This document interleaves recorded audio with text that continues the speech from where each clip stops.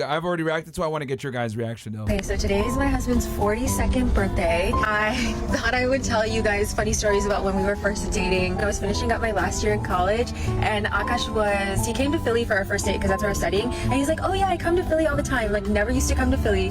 Came down and he Ubered to come pick me up, and he drove past Fraternity Row. I feel like that's when it sunk in, like our age difference, our 9-year age difference. And he was like, oh, okay. And then he took me to this restaurant, Sampan. My Philly girls know. He thought he killed it, which he did. It's a good restaurant, but I had been there on a date with the last guy I dated. I told her that I went there before, and he was like, are you kidding me? Then he took me to Eastern State Penitentiary, which is like an old jail where I think, what's his name? Al Pacino? Al Capone. Al Capone. Whatever. Al Capone stayed. Because it was like during Halloween, but he didn't tell me where we were going. So as soon as we came up, like one of the like actors or like the zombie people like came up and scared me, and I screamed so loud and hugged his arm, and he was like, that's right, Daddy's here. And we walked home all the way from Eastern State Penitentiary back to Drexel's campus because like we were just vibing like so much the whole night. That's what I knew. Like the conversation was flowing so easily. Even though he was like trying to roast me, he was like, what did you say?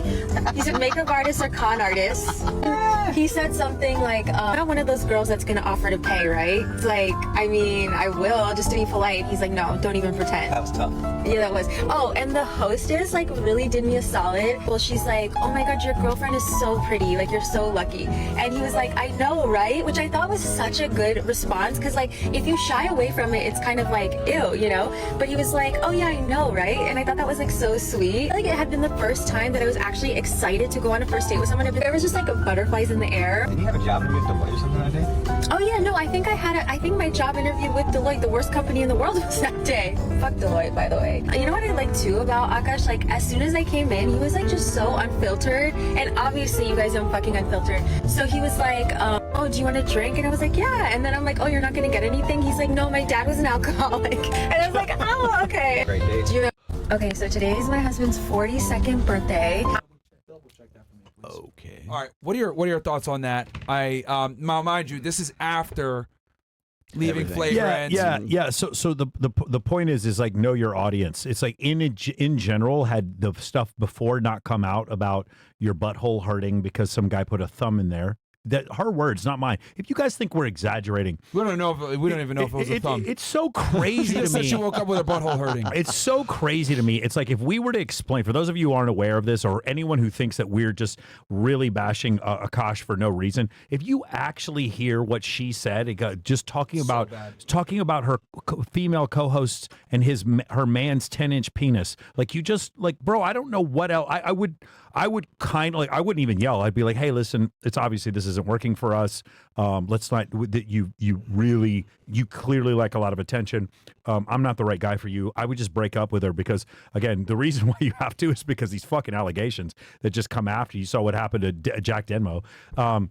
Yeah. I would just try to be that was such bullshit. I would try to be as cool as I could and just let the girl go because that is just so embarrassing. So after all that, to go do this and basically you've been kicked in the shin and he just kicks you in the shin again, talking about I just went on a date with another guy at the same place and I'm on Fraternity Row and all this kind of stuff. This just wasn't the right time, I think, to do this. I think, and it's very clear the that timing is awful. And then like you had to.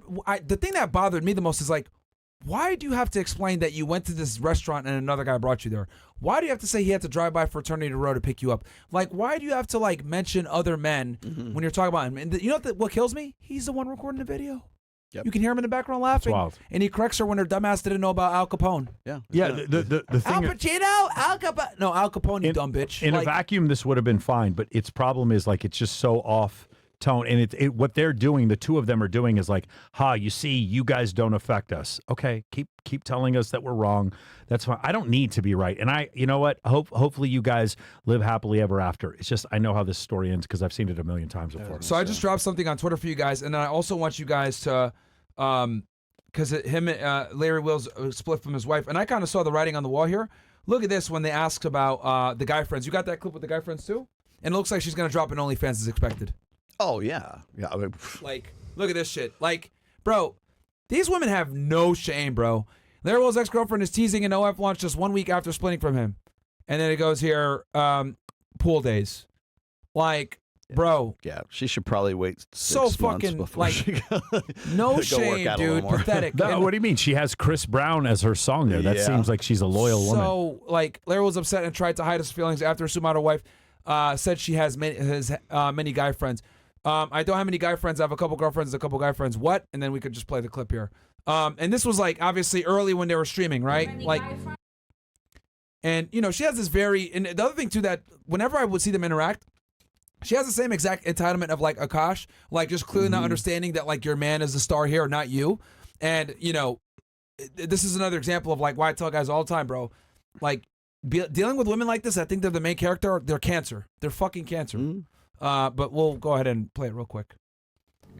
I don't have many guy friends, to be honest. I don't have like a lot of friends in general. I have a couple girlfriends and I have a couple guy friends, and well, obviously you have to introduce your best friends to your partner, and he should be comfortable with that as well.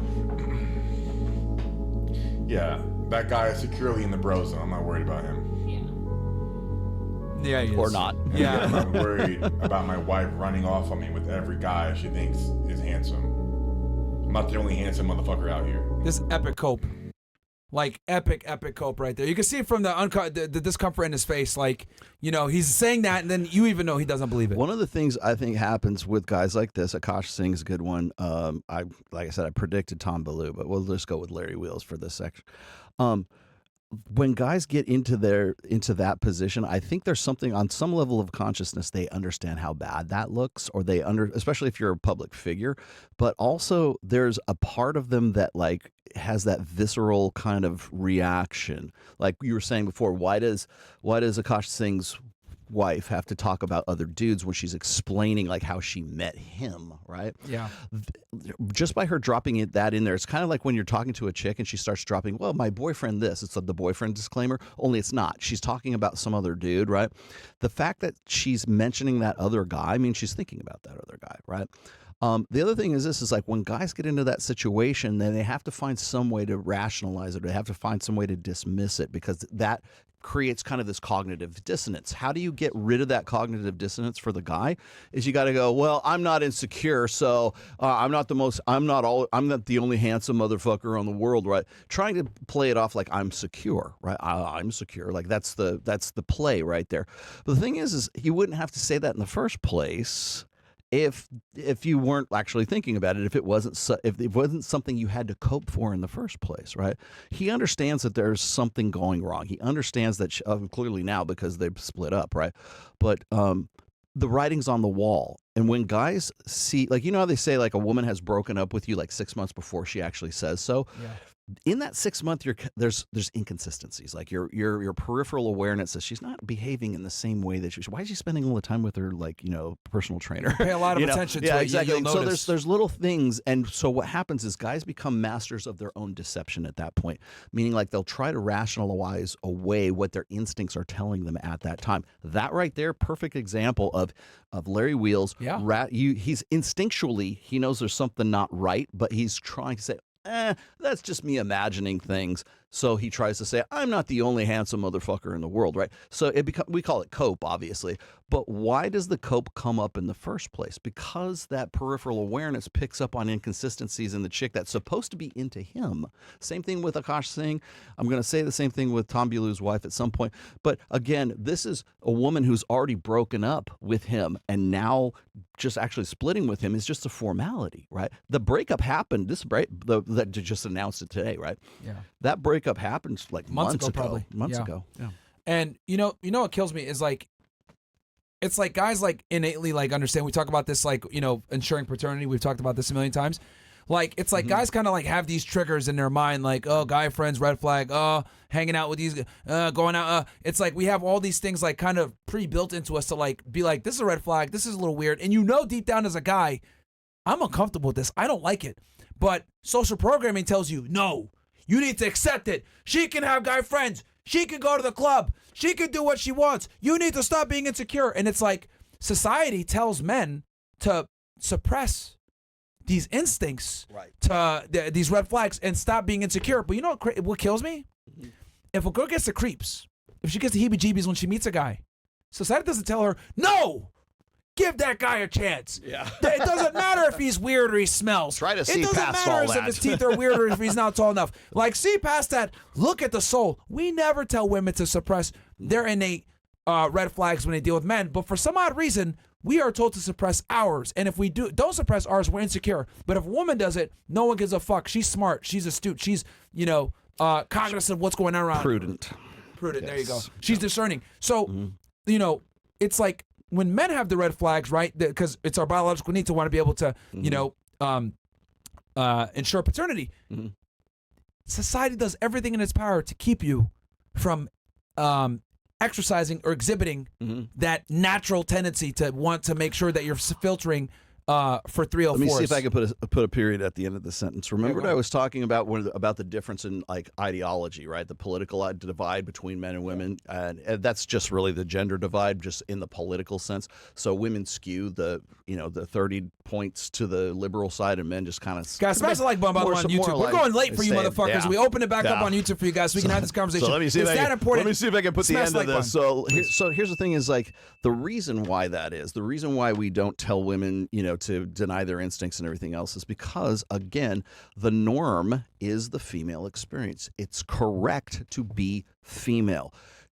Men need to get in touch with their female side, right? They need to get in touch with their emotions. They need to go to therapy. And if it's female-centric, they spend billions of dollars to reprogram. Why is that a more... we don't tell women, you need to get in touch with your masculine side, because they're already doing it, right? But the thing is there's no push for that. It's only to like I said before, we watched, what was it? The Rock was just wearing a skirt. the Met Gala wearing a skirt, right? And saying, manly men in my culture actually wear this, right? And it's and I say, yeah, the Met Gala, right? And so I'm looking at this, and again, it just reminded me what I said on Dr. Phil was like the only time we celebrate masculinity is when it looks like femininity. Why? Because women's is the norm.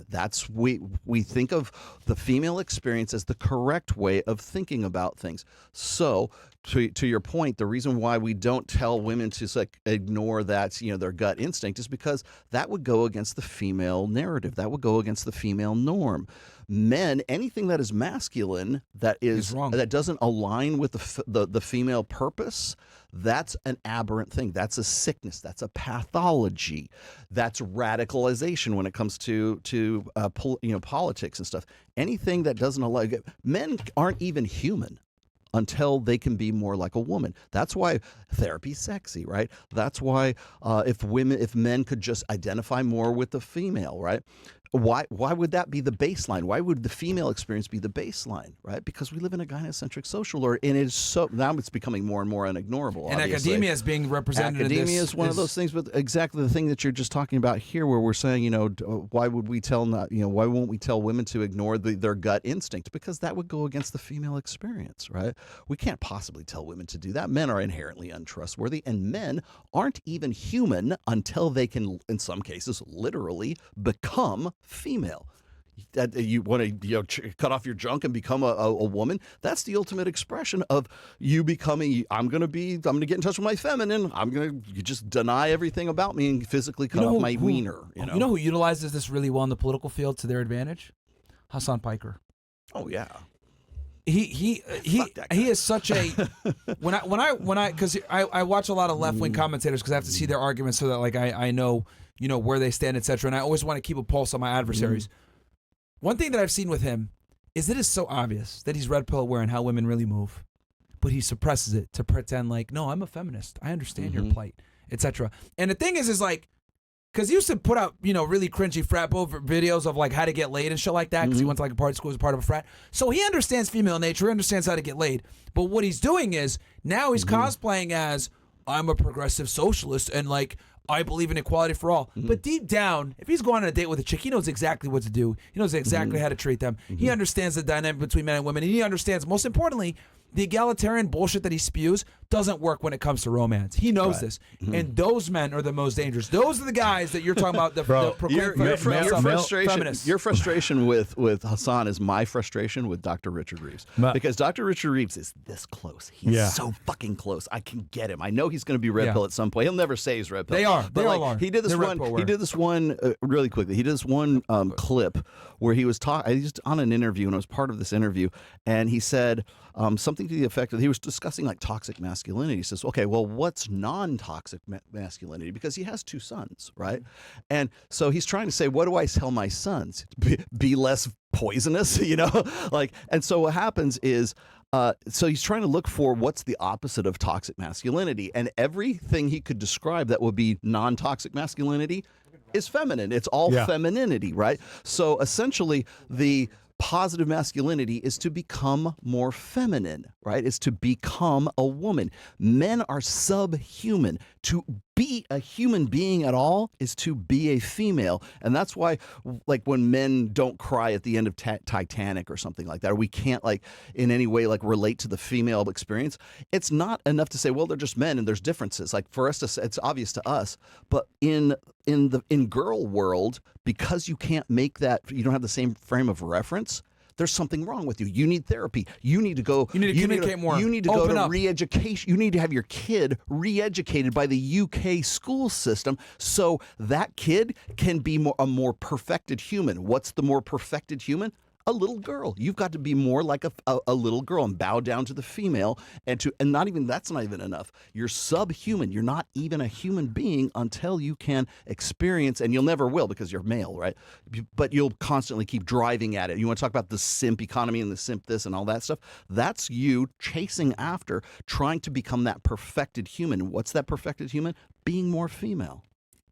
Mike, I know you were trying to say, go ahead. Yeah, male feminists are the guys who they pick a fight with you in a bar, they talk shit to you, they ask you to come outside, and then you beat the shit out of them, and then they press charges against you. That's what male feminists are. Male feminists are the guys that will sit there and be your friend, and then when you go to the bathroom, tell your girlfriend why she needs to break up with you and why she should date him instead.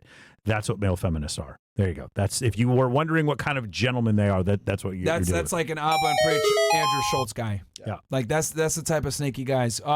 Guys, this was a great discussion. I knew getting rid of the women was a good choice with you two on the panel. Yes. There's a tweet. Just out of context. Yeah. I knew that getting rid of the women would make the show better. Make the show better. It doesn't even matter who tweeted points. it. All right. Okay. So and I was just kidding. I was like, you know what? We're gonna get more value having the discussion. Like, and I knew we had other real things. So I was like, yo, get these women out of here, bro. Because like I was already at my wits' end with them. So like for this girl to continue to be disrespectful, and the other girls were like, well, I might go too. Like, all right, you better get out of here, bro. We don't need y'all here. A much more productive conversation. Way better, bro. Way better. So we're at the end of the show right now, right? We're about to close out, correct? Okay. So I got to do this, right? Yeah. So I'm going to take this off. Oh, okay. Oh shit. Oh, he cut the hair. I said I would do this. I've been waiting for the perfect opportunity to show you the new do. I shaved my head before I went into surgery back in December. I'm not actually bald. He's not bald. His hair is just very light. Yeah, that's very why light, you can't see. But he's not bald. So I can confirm. I cut my hair back in December, and I've been waiting for the perfect moment. I'm like, I'm going to do it tonight on the show. So if you waited this far, here's your reward. Nice. All right. Here we go. You know, here's what's going to happen. Everybody's going to clip this part right here. Yeah, they're going to say Baldo Tomasi or some shit. I'm giving this to you. Yeah, I appreciate that, man. Like I said, I want to have this conversation. I want to talk about the anus and reach, the academia, etc. And I think I look like you. Yeah, there you go. Yeah, you look like Mo. Yeah, I'm a white version of Mo. For all the guys that are watching, this isn't us like saying like, oh, we're so great, Red Pill, great. I just want you guys to understand that there's natural limitations from certain individuals when they talk about this topic. If you listen to trad cons, take it with a grain of salt. They can't tell you about how modern women are. Do they have their religious prescription correct? Do they have it right when it comes to what a woman should do in a relationship versus a guy? They got it right? I agree with that. But the problem is that women don't adhere to that anymore. The academics, well, they are giving you a bit more of a, academic perspective, but understand that they're constrained by political correctness. They can't be honest with you guys. And the studies are catching up years after us and what we're telling you. And then finally, you have the progressives. Well, they have an incentive to not tell you the truth because for them to tell you the truth about female nature and, men versus women, that inherently collides with progressive ideology, which is to progress, which is what? Push more towards egalitarianism, socialism, equality, and we all know on that side of the internet, that's simply not how the world works. So I'm not telling you guys that we're perfect, but I'm telling you guys that we are probably going to be the most accurate because we blend all three of these and give you guys advice that's refined, somewhat battle-tested with what we have now, right? So when you watch these guys, look, I'm not telling you don't watch Matt Walsh. I'm not telling you don't watch Alvin Preach. I'm not telling you don't watch Chris Williamson. But understand that they are severely limited in how honest they can be with this topic, because this is a very important topic. We're talking about something that can make you lose your life or lose half your money, or the woman that you pick that's a very important decision. The quality of your life. So understand that these guys can't be as honest with you guys as you need to make the proper decision when it comes to such a pivotal moment in your life. But I'll turn it over to you guys. Last word. Cool. You go. Man. Hey man, listen. You saying they don't know what to do with you, right? Because they were like, you've been married for 30 years and you have you're bulletproof. Yeah, Rollo. you're bulletproof. For me, I work with domestic abuse charities. I work with breast cancer awareness charities. I have a ton of females who will tell you they love me to death and that I've done a ton for them. They don't know what to do with me either. Like I'm telling you, man, it's just one of these situations where they're so bent on this idea that you disagree with me. I use you as the only example when I talk about guys having female friends and why it's stupid. You are always the exception. I say the only person I know that pulls this off properly is Mike, and he has an entire system based around it. Right. Where you're the only one of the few guys I know that successfully. You're probably one of the only guys I know that has successfully made women your friend, and you derive an equal amount of value, if not more, from them. Versus most guy-friend relationships, the woman inherently almost always gets way more value from the guy. You're at least either equal or getting more from them, which is a skill in of itself. Yeah. Yeah, all of the girls that I date, usually it's women who introduce me to them. So the thing I just want to say is, guys, this is an opportunity for you at this point in your life to say, I want to look and see whether or not what I'm saying is true. If you disagree with a lot of the things that we're saying, I would recommend reading Myron's book. Definitely recommend reading Rollo's book. I think for a lot of times, for those of you, because I get this question a lot, because Myron and I don't use the same language. Myron is dynamite and I'm a scalpel. There's different uses for different things. Huh? No, I'm saying you're way nicer and way more politically correct than, but it's still the same information. Correct. So what for if a guy is just not listening, he keeps paying prostitutes, he keeps doing the same stupid shit all the time. My way of talking isn't going to get to him. Myron's way of talking is going to get to that. He needs to get slapped. He needs the fucking soap party like in Full Metal Jacket. That's what he needs. He needs an ass whipping. That's true. And for me, it's like for me, it's the guy who you put in the work in the gym, you put in the work in your career, you put in the work in academia, you did all the things to become this incredibly successful, awesome dude.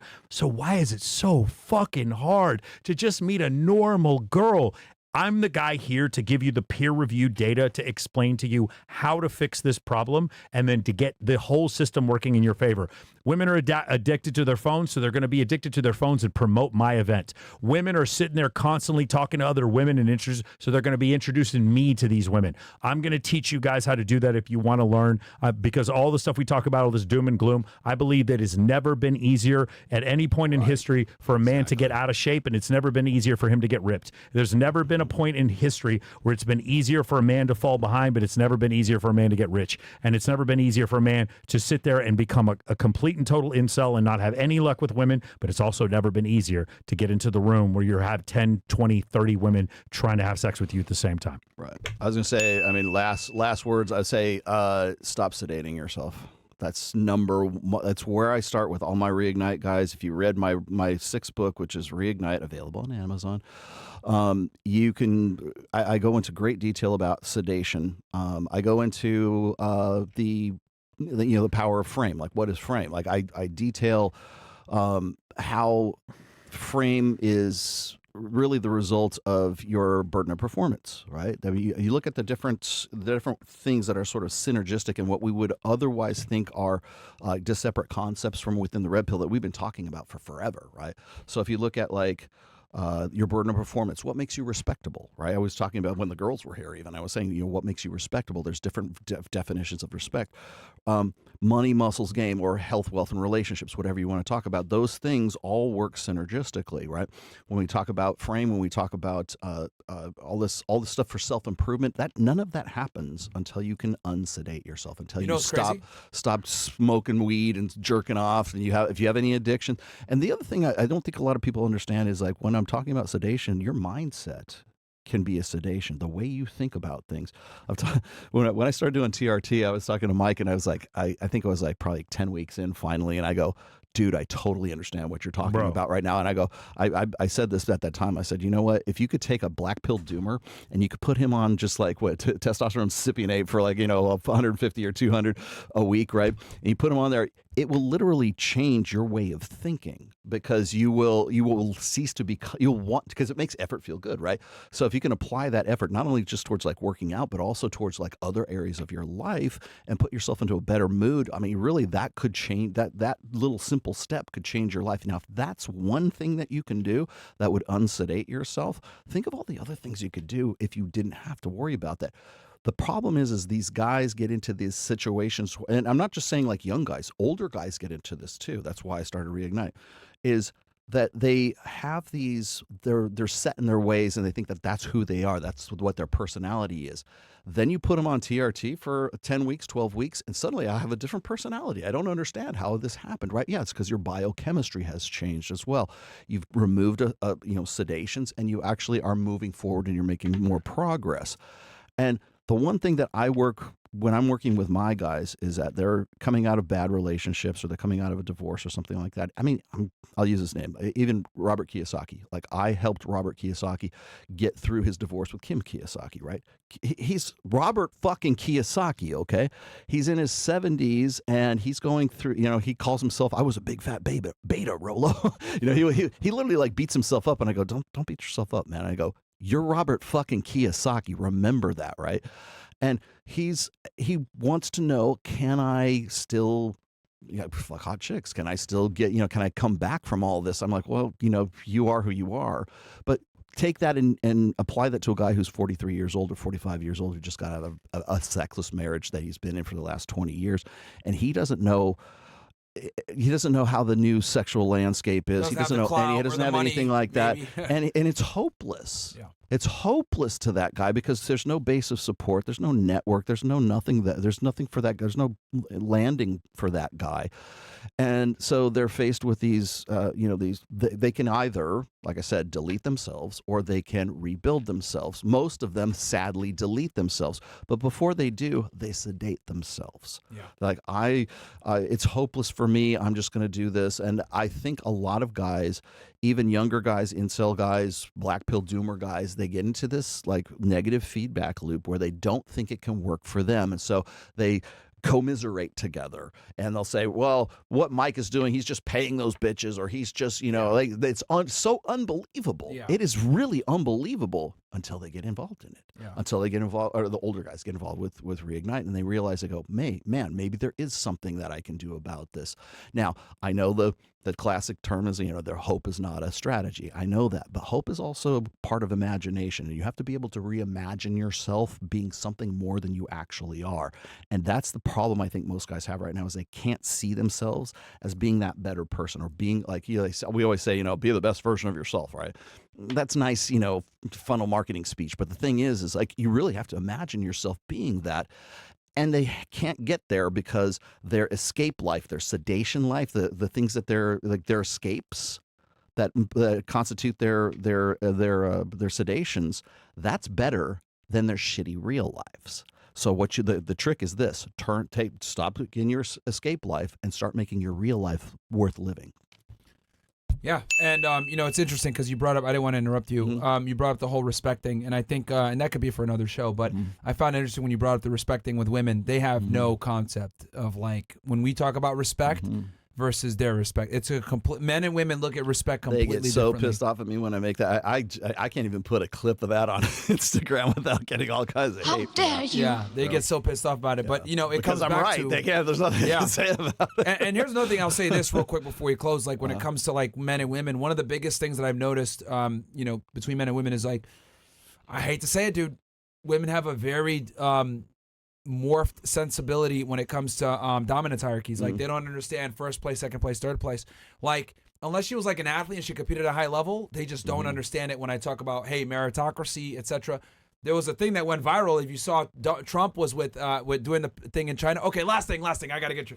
Sorry. Last thing here. We're going to close on this. Open up my Twitter real quick. Oh, my God. Open up my Twitter. Is this what I think it's going to be? I think it is, and I want to get your guys' thoughts on it. Oh, I thought it was going to be the village. Is it going to be the village people? No. It's a picture. How soon are we talking? Like within the last 24 hours. Just, scroll up. You're going to see a picture of a bunch of dudes and women at the delegation in China. Donald Trump went to China recently, and there was a photo taken, and this Harvard fucking woman went nuts and was so pissed off that there were no women there. There you go. Boom. Scroll up.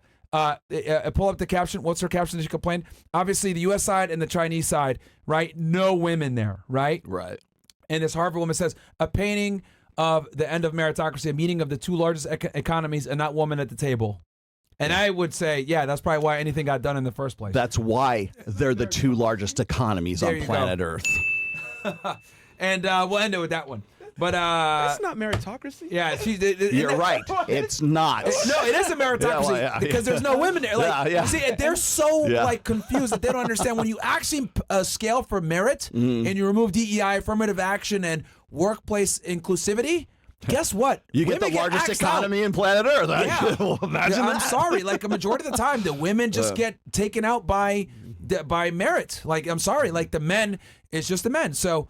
It is what it is. But no, guys, thank you guys so much for coming on the show. Anytime, man. Go check them out. We'll put the links below. Where can the people find you guys? Your best platform. You can now you can find me on Twitter since I got my Twitter account back. So you can find me on Twitter. I'm at Rational Male. You can always find me on YouTube. I am the Rational Male, which is my main show on Sundays. And then we both do this show called Access Vegas every other week, which, by the way, Wednesdays is going to be an interesting show. Yes, ABC Australia is coming to do a visit us. documentary. Yes. And they're I'm going to interviewing try us. to get the dude to be our male guest on that. Oh, that'd be See what great. he can Nice. do. Yep. If you want to find me, it's just Michael Sartain. Look me up everywhere. I am actually trying to participate in Twitter with you guys, and I think I'm doing pretty well. Like I'm trying to grow a little bit on Twitter. So if you guys go look up Sartain Podcast, I'm also on TikTok, and then I am.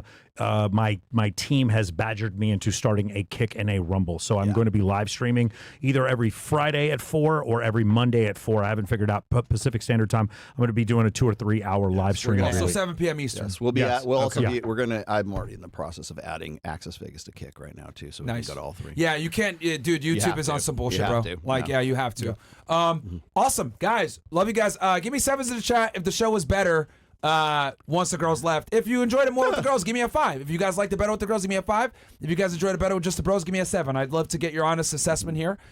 7 for the guys, 5 if you guys liked it better with the girls. I don't mind. I won't get mad. I just